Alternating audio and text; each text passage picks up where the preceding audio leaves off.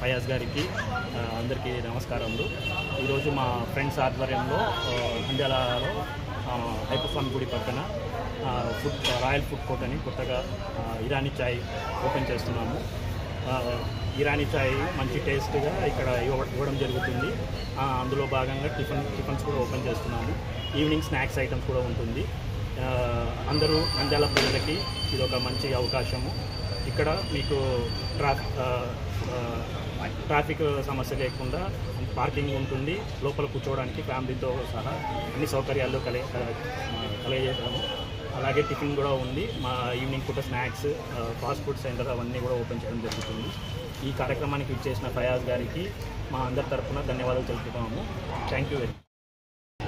ముందుగా royal food court యాజమాన్యానికి, ఓనర్స్కి అందరికీ కంగ్రాచులేషన్స్.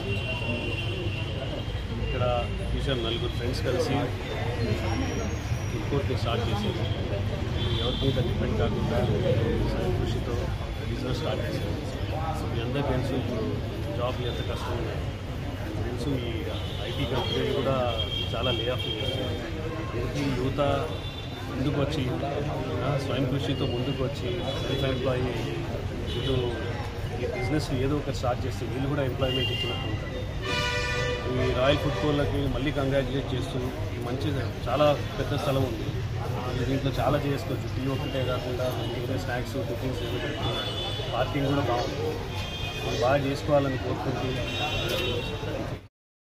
మన నంద్యాలలో మల్లికార్జున స్వామి గుడి దగ్గర మధుమని హాస్పిటల్ దగ్గర రాయల్ ఫుడ్ కోర్ట్ అని మన శివకృష్ణ వాళ్ళు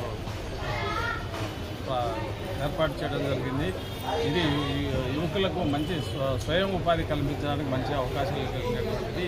యువకులకు ఈరోజు ఉన్నత చదువులు చదువుకొని ఉద్యోగాలు రాకుండా ఉన్న వాళ్ళందరూ కూడా ఇది స్వయం ఉపాధి వలన ముద్రించుకొని బాగా అభివృద్ధిలోకి తీసుకొని వస్తేటువంటి ఫుడ్ కోర్ట్స్ కానీ ఇటువంటి ఏర్పాటు చేసుకొని చాలా బాగుంటుంది. మన కాలపైన దాన్ని నిలబడి పైకి వచ్చేదానికి ఉంటుంది.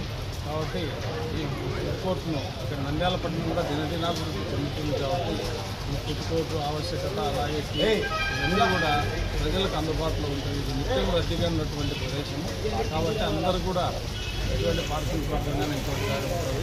కాబట్టి అందరూ సద్వినియోగం చేసుకోవాలని కోరుతున్నాను. మంచి అభివృద్ధికి రావాలని చెప్పి